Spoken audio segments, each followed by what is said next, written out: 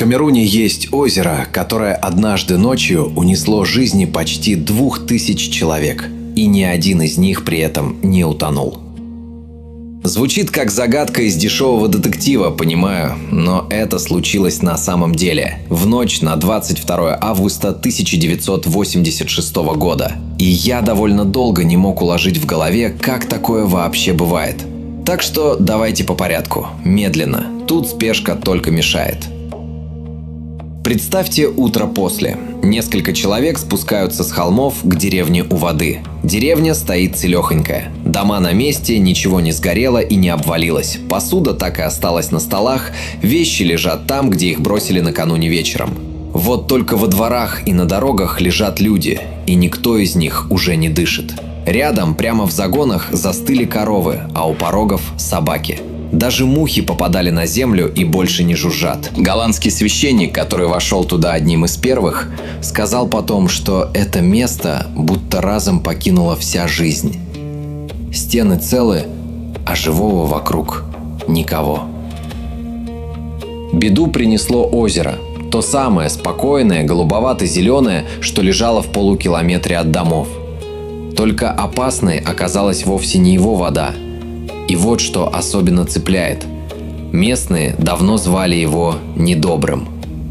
Ходили рассказы про злого духа, который выходит из воды и забирает тех, кто живет рядом.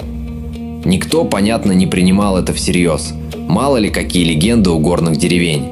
А оказалось, что в этой легенде была зашита совершенно реальная угроза, которую люди просто не умели назвать словами. Сначала разберемся, что это вообще за озеро. Ньос – кратерное, то есть вода, которая со временем заполнила жерло старого вулкана. Камерун в этом смысле место бойкое. Через всю страну тянется так называемая Камерунская вулканическая линия – живой геологический шов, где вулканы никуда не делись и подрагивают по сей день. Самый известный из них – вулкан Камерун у побережья, один из немногих действующих во всей Африке. А в глубине материка, в горах Аку, в стороне от больших дорог, в ту же систему входят десятки кратерных озер. Ньос – одно из них, и с виду в нем нет ничего тревожного. Около 2 километров в поперечнике, в глубину уходит на 208 метров. Маленькая, но очень глубокая, с берегами из почти отвесных стен вулканической породы. Вокруг жили фермеры и скотоводы. Земля на старом вулкане жирная и плодородная, держаться за нее был прямой смысл. Озеро для людей было просто частью пейзажа и заодно источником воды. Оно не шипело, не дымилось, не давало ни одного из тех сигналов, по которым человек за тысячи лет научился чуять беду нутром. И в этом, как ни странно, и пряталась вся проблема. Катастрофа здесь зрела при полном внешнем спокойствии, под гладкой голубовато-зеленой крышкой. Теперь придется залезть в физику, без нее фокус не объяснить. Но я постараюсь по-человечески. Под озером, через трещины в породе, постоянно сочился углекислый газ. Для вулканических зон это обычное дело. Магма в глубине выдыхает газы, они ползут вверх сквозь камень и где-то выходят на поверхность. У Ньос они выходили прямо в придонную воду. Что-то уносило течением, но львиная доля растворялась в глубине, под давлением. И вот тут самое главное. Газ растворяется в воде тем охотнее, чем сильнее на эту воду давят. Понятнее всего на бутылке газировки. Пока крышка закручена, внутри высокое давление, углекислота сидит в растворе тихо, никаких пузырьков. Откручиваете крышку, давление падает, и газ с шипением рвется наружу. В озере роль закрученной крышки играет сам столб воды над глубиной. Чем глубже, тем выше давление, тем больше газа вода способна в себе удержать, не выпуская. У дна Ньос давило около 20 атмосфер, а при таком давлении углекислоты в воду влезает очень много. Так оно и шло. Год за годом газ копился внизу и не находил выхода. Но чтобы ловушка по-настоящему захлопнулась, нужна была вторая деталь. Называется она стратификация. Звучит академично, окей, без академии. В тропическом озере верхний слой воды круглый год теплый, а нижний – холодный. Теплая вода легче, поэтому она спокойно лежит сверху и вниз не опускается. Перемешать эти слои нечем. В наших широтах озера спасает осень. Поверхность остывает, верхняя вода тяжелеет, по плотности догоняет глубинную, и вся толща начинает ходить вверх-вниз, вынося наверх то, что скопилось на дне. Весной происходит то же самое. Получается природный предохранительный клапан, который срабатывает дважды в год и стравливает лишнее, потихоньку, без драмы. У Ньос такого клапана не было вообще. Вода в нем стояла слоями наглухо, теплая над холодным, и углекислый газ, который шел снизу, не мог по чуть-чуть подниматься и развеиваться в воздухе. Он просто оставался на глубине и копился дальше. К 1986 году нижние слои были перенасыщены под завязку. Вся эта махина держалась на одном тонком равновесии давления и температуры. И пока равновесие держалось, на поверхности не происходило ровным счетом ничего. Рыбаки ловили рыбу, дети купались, жизнь шла своим чередом. А дальше самое честное место во всей истории. Что именно столкнуло систему с равновесия в ту ночь, наука не знает до сих пор. И мне, признаться, это даже симпатично. Есть прямой повод сказать «не знаем». Версии перебирали разные, но доказать не удалось ни одну. Возможно, на берегу сполз оползень и качнул водяной столб. Не исключают и холодную дождевую воду. Август там, сезон дождей. Перед катастрофой лило стеной, и эта вода могла просочиться вниз и подтолкнуть газонасыщенный слой к поверхности. Звучали еще варианты со слабым подземным толчком и совсем будничный, что газа просто набралось до предела, за которым система держаться уже физически не могла. Дождь, похоже, свою роль сыграл, но один единственный спусковой крючок назвать так и не вышло. Зато что было дальше, расписано уже подробно, потому что следы остались, и их прочитали. Те, кто жил у самой воды, рассказывали, что сперва услышали гул, секунд 15-20, низкий, будто из-под земли. У берега кто-то слышал, как вода забулькала. А дело было вот в чем. Стоило придонной воде чуть приподняться, давление на нее упало, и растворенный газ начал выходить из раствора. Сначала вяло, потом все быстрее. Пузырьки потащили воду вверх, а чем выше она поднималась, тем ниже становилось давление и тем больше газа вырывалось. Система сорвалась в самоускорение, и остановить ее было уже нельзя. Это не взрыв в привычном смысле. Ничего не горело, не было ни вспышки, ни ударной волны. Это лавинный выход газа из воды, которая в один момент разучилась его держать. Поверхность вспучила так, что по оценкам поднялась волна метров в 25 высотой. Она ударила по ближнему берегу и снесла часть нижней деревни у самой кромки. Со дна подняла осадки, насыщенные оксидами железа, и голубовато-зеленая вода на глазах сделалась ржаво-бурой. Такой мутной и красноватой озеро простояло потом еще несколько дней, и заодно стало заметно мельче. Над водой повис белесый туман, а из глубины за считанные минуты вырвалось, по разным подсчетам, от 100 до 300 тысяч тонн углекислого газа. Облако сначала выстрелило вверх чуть ли не под 100 км в час, а потом, поскольку углекислый газ тяжелее воздуха, осело и потекло вниз по склонам, туда, где лежали деревни. И вот тут пора объяснить, почему обычный углекислый газ, тот самый, что мы выдыхаем, что пузырится в лимонаде, вдруг наделал столько беды. Дело в весе. Малярная масса углекислого газа 44 против примерно 29 у обычного воздуха. В высокой концентрации он не взмывает вверх и не развеивается в небе, а ведет себя как невидимая тяжелая жидкость. Стекает по рельефу, затапливает низины и лощины, выдавливая оттуда нормальный воздух. У такого облака даже есть отдельное имя – Мазуку – злой ветер. Так в Африке называют эти стелющиеся по земле углекислые покрывала. Оно невидимо, не горит, а в умеренных дозах почти ничем не пахнет. Хотя в ту ночь в нее пахло. Уцелевшие вспоминали резкий запах, то ли тухлые яйца, то ли порох.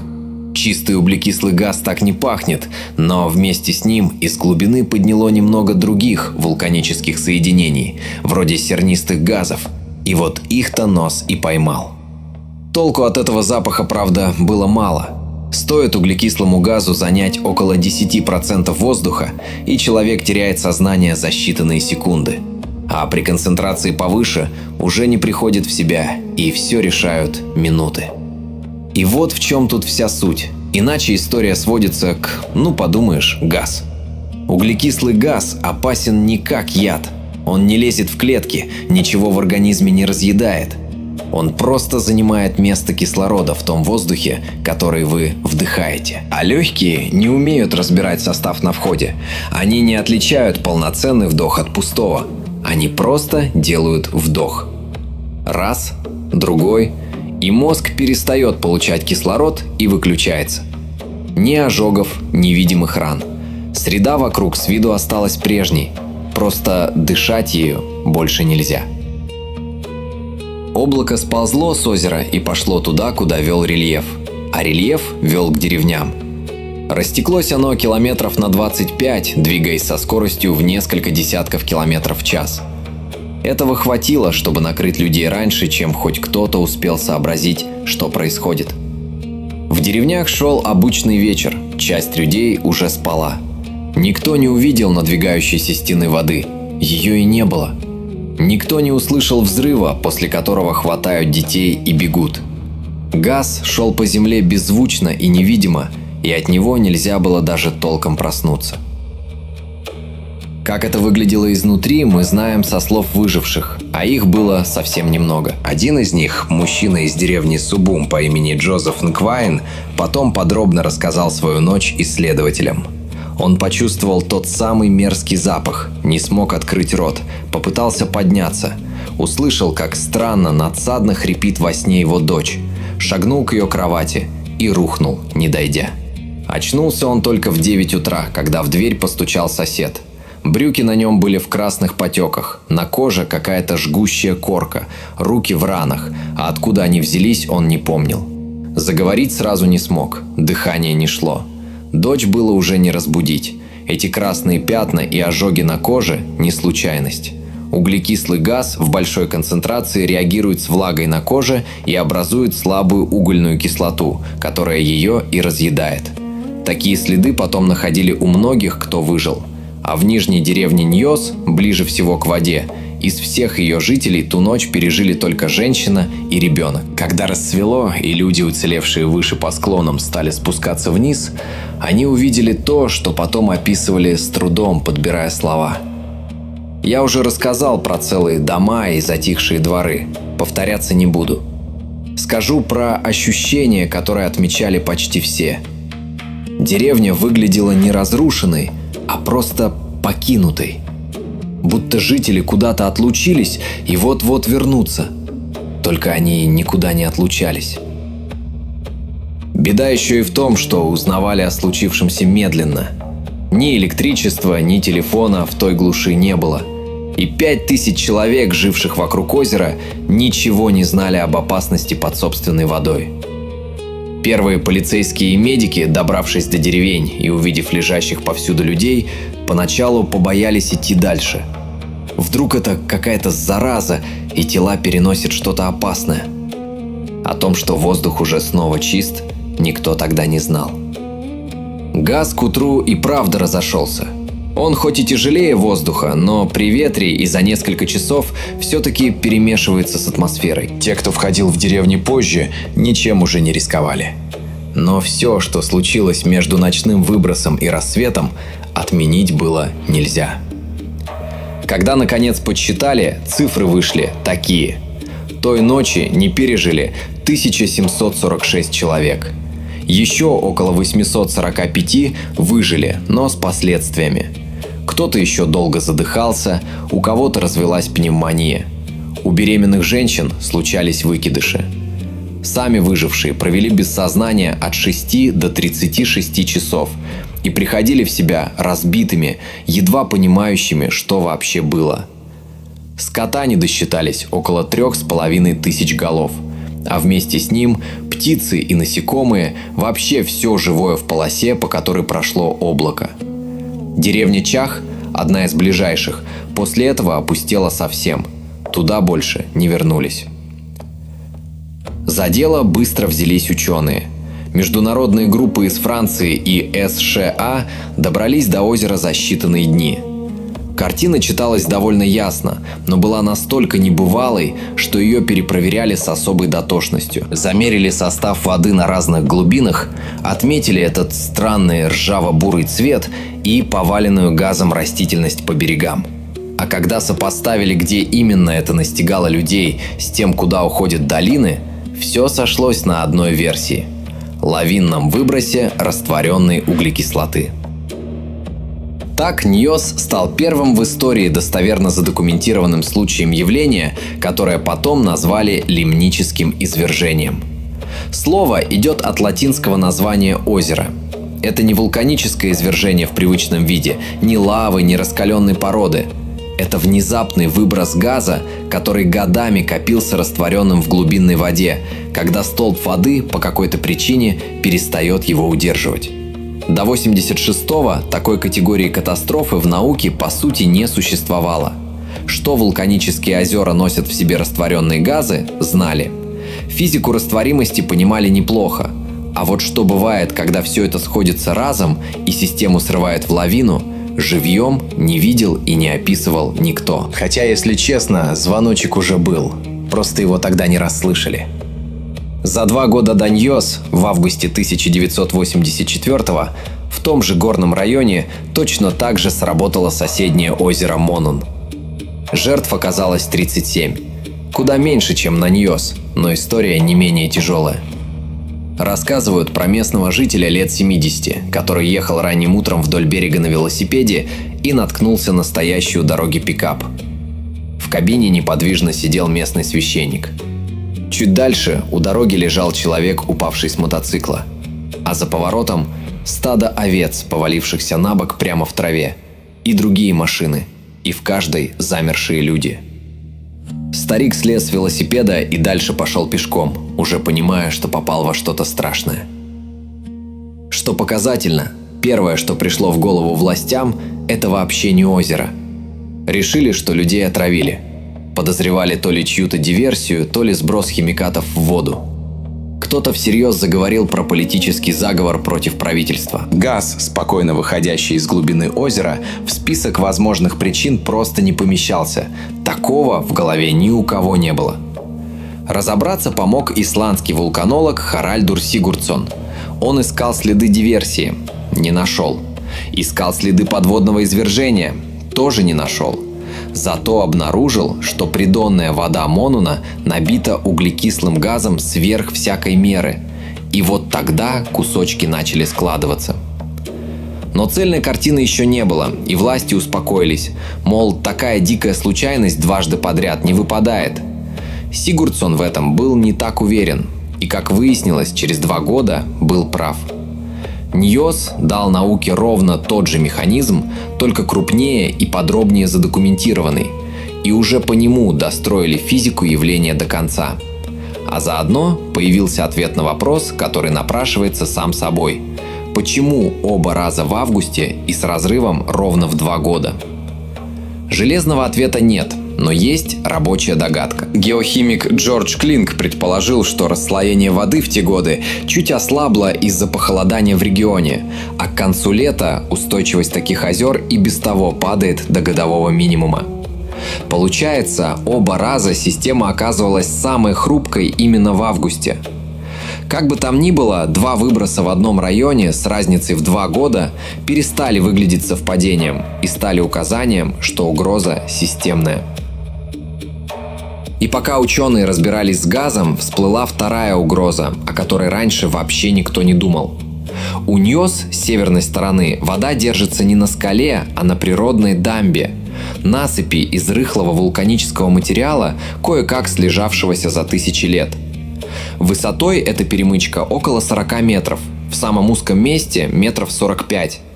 И вода сквозь нее потихоньку сочится, прогрызая внутри ходы до 3 метров в поперечнике. То есть дамбу медленно подмывает изнутри. Если она однажды не выдержит, вниз хлынет около 50 миллионов кубометров воды. И поток способен дойти аж до соседней Нигерии за 100 километров. Но самое скверное даже не наводнение. Когда верхняя часть озера разом схлынет, давление на оставшуюся глубинную воду упадет, и это может спровоцировать новый выброс газа. То есть потенциально потоп и газовая катастрофа в одном флаконе. Поэтому позже дамбу укрепили отдельно. Это была своя самостоятельная работа, помимо всей истории с газом. А теперь, как с озером в итоге справились? Потому что это, на мой взгляд, самая обнадеживающая часть. Понимание, которое дал Ньос, превратилось во вполне конкретную инженерию. И стоит за ней французский инженер Мишель Хальбвакс с коллегами. В январе 2001-го на озере опустили первую дегазационную трубу на глубину больше 200 метров до самого газонасыщенного слоя. Принцип красиво простой. Внизу давление выше, чем у поверхности, поэтому вода сама лезет по трубе вверх вместе с растворенным газом. По дороге наверх давление падает, газ выходит из раствора. И уже у поверхности уходит в атмосферу рассеянно, в безобидной концентрации. Получается контролируемый, медленный сброс того, что иначе снова накопилось бы до опасной отметки. Выглядит это, надо сказать, эффектно. Из трубы бьет фонтан воды с газом метров на 50. И бьет сам, безо всякого насоса. Его выталкивает давление снизу. Один из ученых сравнил это с шампанским из откупоренной бутылки. И сравнение точное. Зрелище не для красоты. Пока фонтан высокий, видно, что придонная вода все еще перенасыщена и сама себя разгоняет. По мере того, как газа на глубине становится меньше, фонтан будет оседать. В 2011-м к первой трубе на Ньос добавили еще 2, потолще. На соседнем Манун трубы поставили в 2003 и 2006, и его к сегодняшнему дню вычистили почти полностью. Специалисты говорят, что там теперь снова можно спокойно жить. С Ньос сложнее. Газа в нем заметно больше, и работа растянулась на десятилетия. Но замеры показывают, что концентрация на глубине и правда падает, а одной отлаженной трубы уже хватает, чтобы выводить ровно столько газа, сколько его натекает снизу заново. Инженерия против геологии. Не быстро и без громких обещаний, зато с измеримым результатом. Но история на этом не кончается, потому что Ньос и Манун не единственные такие озера. Их на всей планете известно ровно 3. Третье и самое тревожное – это озеро Киву на границе Конго и Руанды. Киву несравнимо больше, около 90 километров в длину и до 480 метров глубиной. Воды в нем в сотни раз больше, чем в Ньос, и в его глубине растворены чудовищные запасы не только углекислого газа, но и метана. С метаном там вообще отдельная история. Его нарабатывают бактерии, которые в бескислородной придонной воде переваривают органику и заодно переделывают часть углекислого газа в метан. По общему объему растворенного газа Киву превосходит то, что вырвалось из Ньос в 86-м, раз в 300 с лишним. А на берегах его живут не пара деревень, а миллионы людей. Лежит Киву в зоне Восточноафриканского рифта, там, где земная кора медленно расползается и землю регулярно потряхивает. Рядом действующий вулкан Ньярагонга, чье извержение в 2021 возле города Гома заново перепугало всех, кто следит за озером.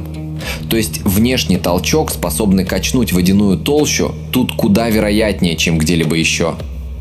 С Киву поэтому поступают хитро. Метан из него выкачивают и на пользу, и ради безопасности. Британская компания примерно с середины прошлого десятилетия качает газ с глубины около 350 метров на плавучую платформу, отделяет метан, гонит его трубой на берег и сжигает в электростанции. А углекислый газ закачивает обратно на точно выверенную глубину, чтобы не разбалансировать слои. Сейчас это дает Руанде 26 мегаватт, а в планах до 100. Логика двойная. Чем меньше в озере газа, тем ниже давление и тем меньше риск выброса. Вот только ученые на этот счет спорят, и спорят всерьез. Одни считают, что аккуратная откачка как раз снижает угрозу. Другие боятся обратного, что масштабное вмешательство само способно раскачать слои и спровоцировать то самое извержение, которого все опасаются. И есть еще трезвый довод. При нынешних темпах за 25 лет вычерпают меньше 5% метана, а для миллионов людей на берегу это, мягко говоря, не густо. Однозначного ответа пока нет. Зато сам язык, на котором про это вообще можно разговаривать, что такое лимническое извержение и чем его гасить, дал науке именно маленький Ньос. Напоследок, две вещи, ради которых, как мне кажется, все это и стоит рассказывать. Первое про людей. Тех, кого после катастрофы вывезли, расселили по лагерям, и со временем там набралось около 12 тысяч человек, выжившие и их потомки. В долину у озера многие так и не вернулись. Пока газ не выведут до уровня, при котором повторный выброс маловероятен, селить туда тысячи людей власти не решаются, и деревня у самой воды стоит нежилой до сих пор. А в довершении всего по этим же людям ударила вторая беда, уже рукотворная. С 2016-го северо-запад Камеруна тонет в гражданском конфликте, и один из лагерей переселенцев сожгли в 2020-м. Пережить газ, который отнял у тебя всю семью, чтобы спустя 30 с лишним лет потерять и новый дом, такое в физику растворимости уже не уложишь. И вторая вещь, с которой я для себя эту историю закрываю. Мы привыкли, что катастрофа приходит как удар. Пожар мы видим, воду слышим и успеваем побежать вверх. Даже взрыв дает телу ту долю секунды, за которую оно само шарахается в сторону. Ньос не дал ничего из этого. Он показал катастрофу другого устройства. Не разрушение мира вокруг человека, а тихую подмену самого воздуха, которым этот человек дышит. С виду воздух остался воздухом, по составу перестал им быть. И людей в тех деревнях нельзя было предупредить не потому, что не хватило времени, а потому, что не существовало сигнала, который сработал бы быстрее самого газа. А местные, которые звали озеро недобрым, по-своему чуяли это за поколения до всякой физики. Просто у их страха тогда еще не было ни формул, ни приборов. Только имя. Подписывайся на этот канал, если еще до сих пор не подписан, ставь лайк, если еще до сих пор не поставил, и до новых крутых выпусков, друзья!